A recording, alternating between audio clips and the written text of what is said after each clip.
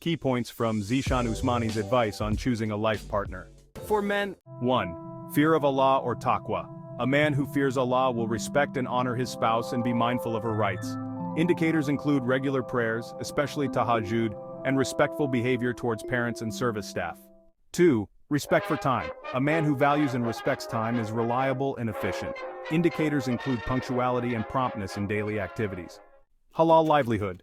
A man concerned with earning a lawful or halal income avoids dishonest or unlawful means. He steers clear of gambling and unethical practices, ensuring that he provides halal sustenance for himself and his family. Truthfulness and courage. A man who speaks the truth is trustworthy, and his bravery ensures resilience and responsibility. He practices consistent honesty and handles adversity with courage, standing firm in the face of challenges.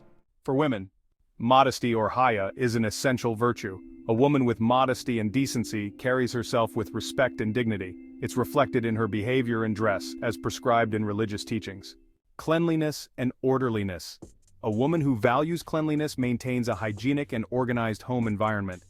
Indicators include personal hygiene and household cleanliness. Love for children. A woman who loves and cares for children brings warmth and nurturing to the family. Indicators include demonstrating affection and patience with children.